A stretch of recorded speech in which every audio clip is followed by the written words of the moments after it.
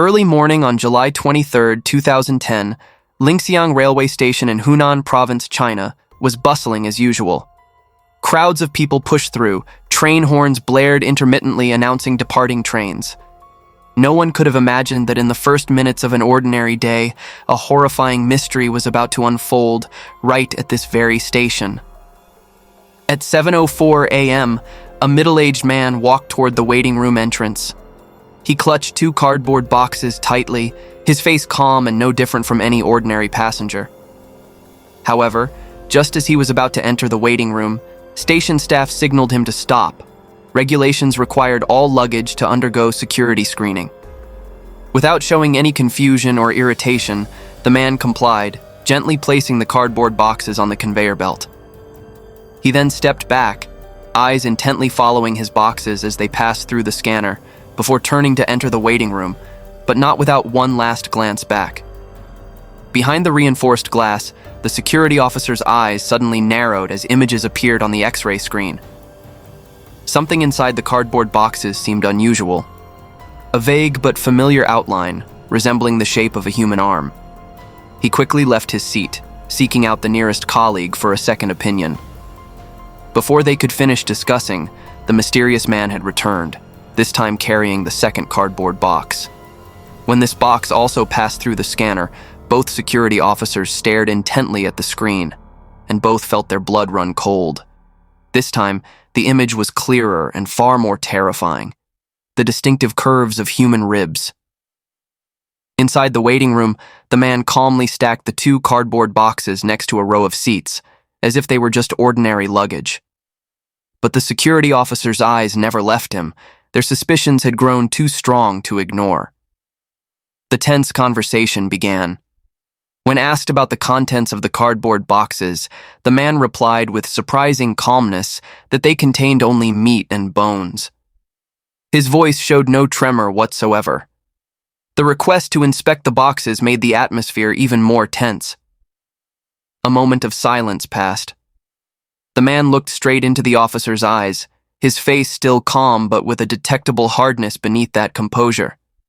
He gave the excuse that he needed to go outside to buy tickets first, promised to leave the two cardboard boxes there, then turned and walked out the door.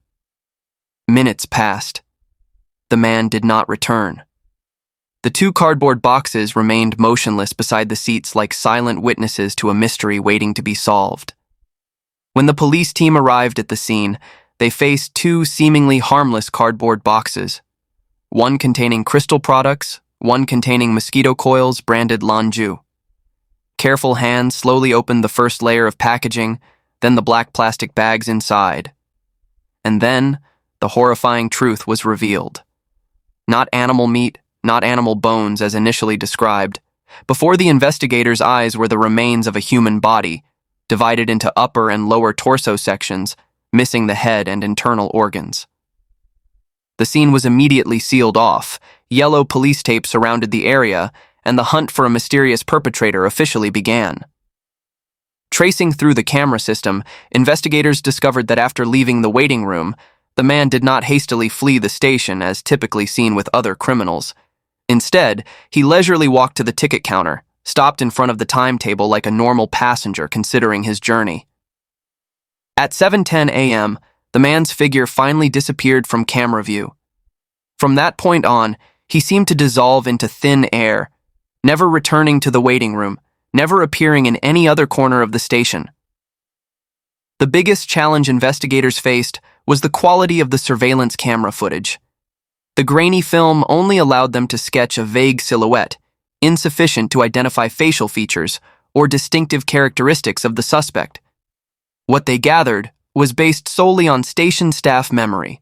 A man around 50 years old, average height, about 5 feet 7 inches, unremarkable build, wearing light-colored clothing with a familiar cross-body bag slung over his shoulder. These few clues were like scattered puzzle pieces of a much larger picture, and the biggest question remained, who was this mysterious man, and why did he carry such horrifying contents in two seemingly harmless cardboard boxes? Linxiang City sits at the border of three provinces, Hunan, Hubei, and Jiangxi. The suspect could have fled in any direction, creating enormous difficulties for the investigation. But what truly puzzled investigators wasn't the pursuit, but rather the psychology and behavior of this mysterious individual. Unlike every criminal they had ever faced, this person didn't choose conventional disposal methods, burying the body in a remote location, dumping it in rivers or lakes, or finding a desolate place to destroy evidence. Instead, he brought the body to a railway station, one of the most crowded and strictly monitored places. This action went against every self-preservation instinct of a criminal. Even stranger was the terrifying calmness he displayed. When asked to have his luggage inspected, instead of panicking or hastily fleeing, the suspect conversed naturally, even taking time to check the train timetable like a normal passenger. This composure wasn't that of someone impulsive or out of control. So what was the real motive? Was he planning to transport the body by train to some distant location? Or was choosing the railway station as the location itself the ultimate goal, a way to create shock and panic in public opinion? Was he trying to send some kind of message? One thing was certain: this was no ordinary criminal. This person's ability to control emotions and psychological stability far exceeded normal levels, leaving criminal psychology experts puzzled. The story of a man bringing a corpse to the railway station in ordinary cardboard boxes quickly became whispered conversations on every street corner. Horror enveloped this peaceful small city. Residents no longer felt safe walking the streets, especially when passing the railway station. While searching for the suspect, police also began investigating the victim's identity. Since the body was no longer intact, identification through appearance was impossible. After autopsy, forensics determined the deceased was female, time of death within 12 hours, likely during the previous night or early that morning. The fatal wound was most likely in the head area, the missing part of the body. Through bone proportion calculations, experts determined the victim was about 5 feet 1 inch tall, aged 35 or older. Fair skin and soft hands indicated this was an urban woman, unaccustomed to heavy labor, not engaged in manual work, with surgical scars on her body and a distinct tear on her left finger joint. Findings from the autopsy table made investigators even more confused about the perpetrator's psychology. The forensic pathologist described an extremely professional handling of the body, each cut precise and neat, as if performed by an experienced surgeon. Most notable was the astonishing cleanliness of this entire mobile crime scene. The 2 cardboard boxes showed no bloodstains on the outside, no foul odor, or any traces indicating they contained something gruesome. This meticulousness could only come from someone with deep knowledge of anatomy and preservation techniques. The expert's conclusion was clear. This was not the impulsive crime of someone who had lost control. Instead, they were dealing with a carefully calculated plan, executed by someone with medical background, or at least deep understanding of human body structure. The breakthrough clue came from reviewing the recorded footage for the umpteenth time. During the moments the suspect stood in front of the train timetable, a small detail previously overlooked suddenly became important. He had slowly taken out a small case from his belt, opened it, and put on a pair of glasses before starting to read the timetable. Based on this detail, police deduced these were reading glasses because the timetable in the station was designed with large fonts, easily visible from a distance, but the suspect needed glasses to read when standing close. This was precisely the characteristic of presbyopia, the condition where eyes can no longer adjust well to see objects at close distances. The criminal profile gradually became clearer through each small detail. The habit of keeping a glasses case on his belt, a characteristic of older generations accustomed to traditional lifestyles, combined with presbyopia, showed the suspect was not just old but very old. This was definitely an elderly man who had entered his twilight years. The terrifying paradox lay here. An elderly man with professional medical knowledge had ended the life of a young woman. What relationship had connected 2 people separated by an entire generation? Love, money, or deep hatred? And what had driven an elderly man of respectable age to such cruel action? Through observing the suspect's multiple trips carrying the boxes, it showed that for him, each box was very heavy, about 65 to 85 pounds each, impossible for one person to carry. Moreover, the boxes had no handles. An elderly person couldn't carry 2 boxes all the way to the station, so he definitely had to use transportation to reach the scene. Police immediately searched around Linxiang Station, but found no traces of the suspect's activity, as the vehicle that transported the suspect may have already left the scene. To find related witnesses, police came up with an idea. In an era before smartphones were widespread, police cleverly thought of the Feixin service, a tool that allowed sending free messages from computers to mobile phones. This was the most efficient way to simultaneously reach all taxi drivers in the city. Messages were sent en masse with specific content, seeking a male passenger of advanced age, carrying 2 cardboard boxes, wearing a crossbody bag, and having a glasses case attached to his belt, during the time frame of 6 to 7 a.m. on July 23rd. Could the taxi driver network provide the breakthrough clue? Just a short time after the messages were distributed, the telephone at police headquarters rang. A local taxi driver with an anxious voice said he had relevant information. Though not the one who directly transported the suspect, his testimony was extremely important. With the keen eyes of someone in the profession, he had observed a noteworthy scene at exactly the crucial moment, 6:50 a.m. The image in the taxi driver's memory was crystal clear. A taxi stopped right in front of him, from which stepped a man wearing light-colored clothing, carrying a crossbody bag exactly as described. This person then opened the trunk and took out exactly 2 cardboard boxes that would later become evidence of the crime. The taxi driver described the man as about 5 feet 7 inches tall, average build, somewhat full face and thick eyebrows, completely matching what was observed from the grainy surveillance cameras. But the crucial detail was in the taxi itself. This wasn't an ordinary local vehicle, but a 2-door car from another province with 4 clear characters printed on the body, Hubei Chibi, like a road sign pointing the way for the investigation. The final important puzzle piece had been found. The suspect had traveled from Chibi, Hubei to Linxiang, Hunan. The investigation team quickly contacted colleagues in Chibi, and luck smiled upon them. Through the surveillance camera system at an important intersection in the city, the familiar figure of the suspect appeared once again, this time with better clarity and valuable additional information. The pursuit now had a more specific direction than ever before. 23 minutes before appearing at Linxiang Station, the suspect was still in Chibi, constantly moving around at the intersection, as if waiting for someone or hesitating about an important decision. Then, a man in black appeared and approached to talk with the suspect. The conversation lasted only 2 brief minutes, but seemed to reach some agreement, as both quickly left the scene together. Through tracking camera movements and analyzing license plates, investigators quickly identified the man in black as the taxi driver who had transported the suspect to Linxiang. This driver recalled that he had indeed transported a passenger to Linxiang, and before departure, first went near an agricultural bank in Chibi, where they loaded 2 boxes before heading to Linxiang. Police discovered this agricultural bank was located on a main street, with government offices to the northwest, the broadcasting and television station directly opposite, all institutional units. Notably, there were no residential areas around this location. For an elderly person unable to simultaneously transport 2 heavy boxes, choosing this location was certainly not random. This couldn't be where the original crime was committed. The agricultural bank was just a transfer point in a complex chain of movement. Perhaps before this, the suspect had to make multiple trips transporting parts to get the 2 cardboard boxes from the actual crime scene to this location. The geographical paradox only increased the mystery of the case.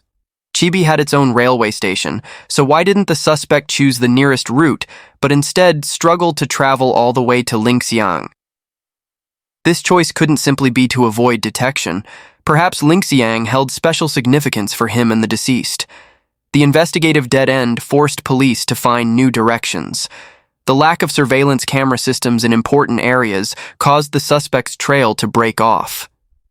Just then, police suddenly thought they could investigate from the 2 cardboard boxes containing the body, starting from the manufacturing source. And this thinking quickly led to investigative progress. The cardboard box marked Lanju was large packaging for mosquito coil products, with distributors only supplying this product to two locations, Zhejiang in Sichuan and Jiayu in Hubei. While Zhejiang was thousands of kilometers from the investigation area, Jiayu was only about 60 miles from Chibi.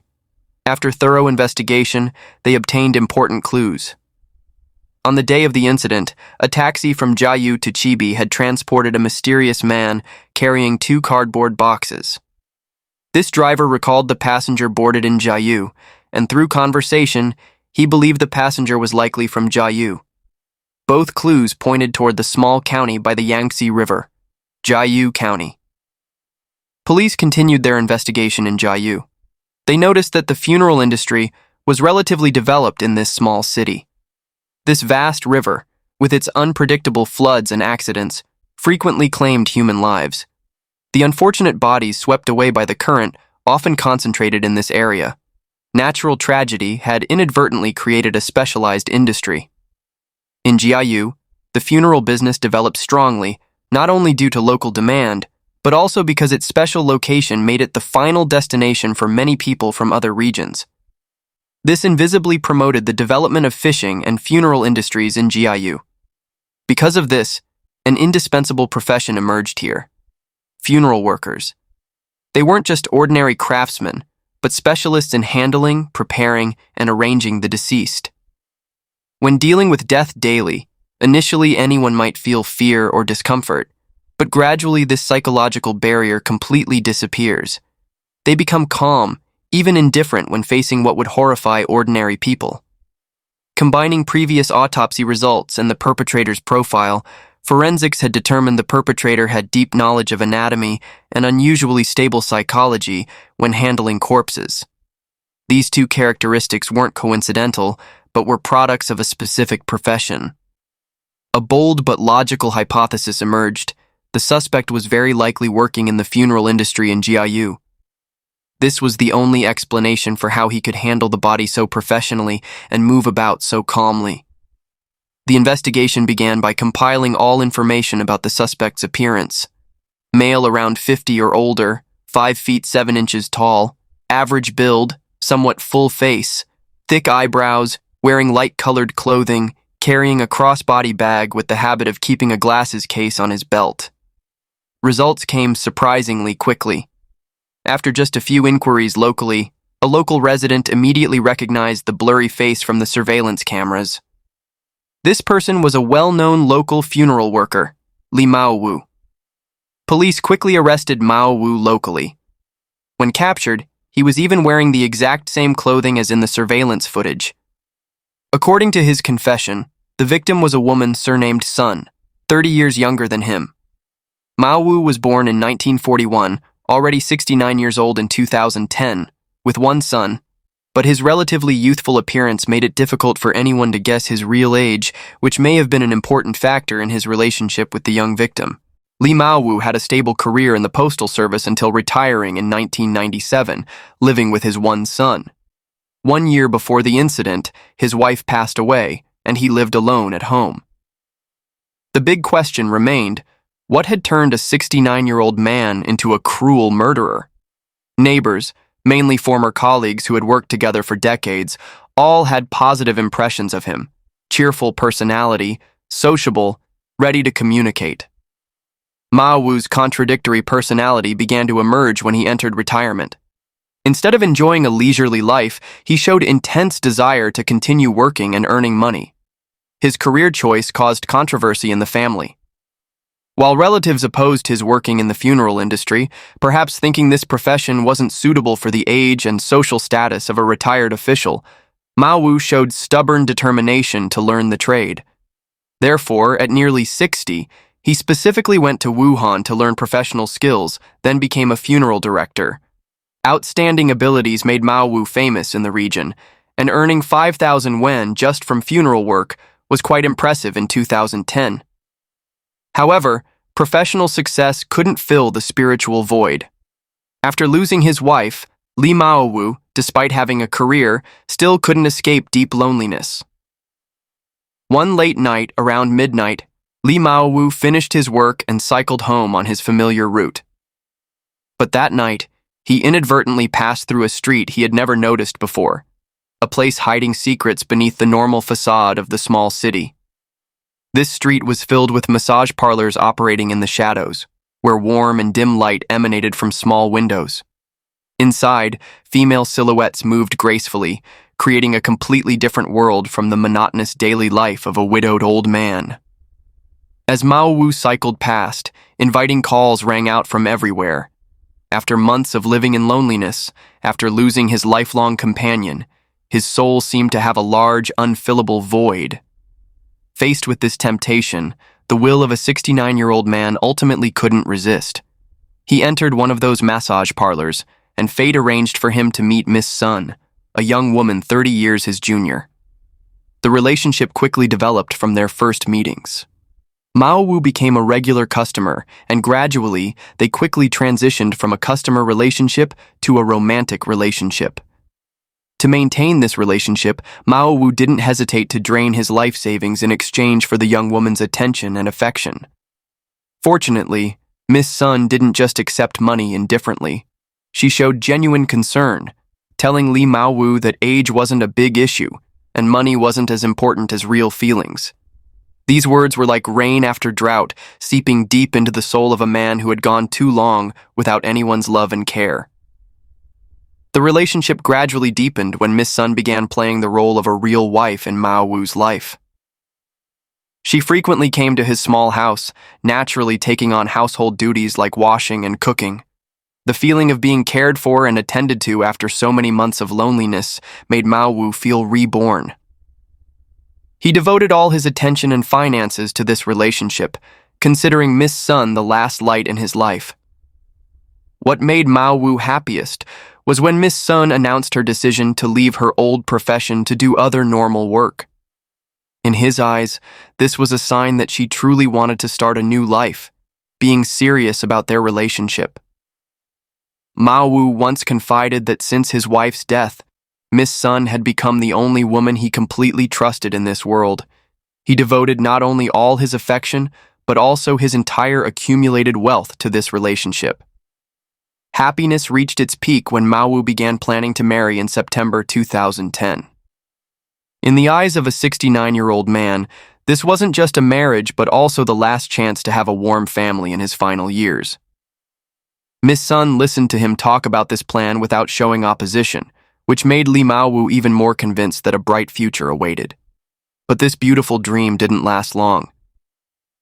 One day, Miss Sun suddenly announced her decision to leave him with reasons that struck Maowu like lightning.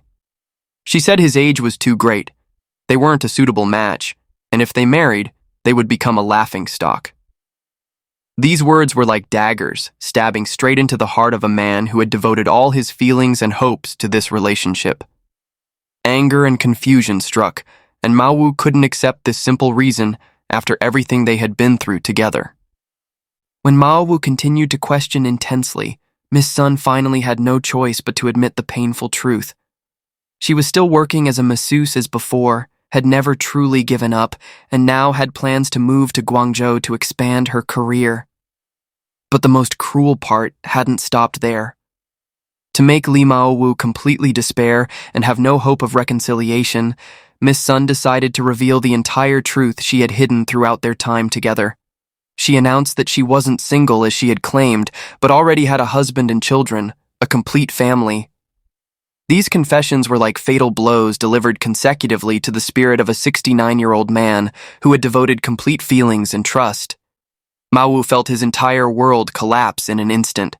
Everything he thought was real, love, care, future plans, was just an elaborate play staged from the beginning. The explosive anger wasn't just from emotional betrayal, but from realizing he had been completely deceived. Throughout this time, he had spent nearly 80,000 won, an enormous sum for a retiree living on pension. The feeling of betrayal became worse when Maowu realized that from beginning to end, he might have just been prey in Miss Sun's cruel game. Every loving gesture, every promise, every warm moment might have just been acting to drain the finances of a lonely old man. Anger, shame, despair, and the feeling of humiliation merged into an uncontrollable emotional storm. For a man who had lived nearly 70 years and had never been so blatantly deceived, this shock was too great to accept or forgive. In Maowu's mind, all these negative emotions gradually condensed and transformed into something more dangerous, deep, indelible hatred. And it was this hatred that led to the cruel decision he would regret for the rest of his life. On the evening of July 22nd, 2010, in rage and despair, Maowu decided to call Miss Sun to his house one last time, perhaps intending to confront her or beg for one final chance. When Miss Sun arrived and entered the cramped bathroom less than 30 square feet, she probably never imagined this would be the final moment of her life. In that confined space, with his mind completely dominated by negative emotions, Maowu used a hammer, a tool available in the house, to attack Miss Sun. After the victim's death, Maowu displayed terrifying calmness and professional knowledge from his occupation. Right at the scene, he systematically processed the body using skills he had accumulated through years as a funeral director. The body was dismembered, carefully packaged into 2 cardboard boxes available in the house. At dawn, Maowu completed his cleanup by throwing the remaining parts of the body into the river near his home. This choice proved wise from an evidence concealment perspective, as the water would wash away all traces. Even when police later mobilized diving teams to search, high water levels and flood season made this effort hopeless. With 2 cardboard boxes containing his crime, Maowu began a strange journey to escape the scene. His psychology at this point seemed simple to the point of naivety. The farther he took the evidence, the safer he would be. The first trip to Chibi, but he felt this distance still wasn't safe enough. Continuing to Linxiang, Li Maowu still felt unsatisfied.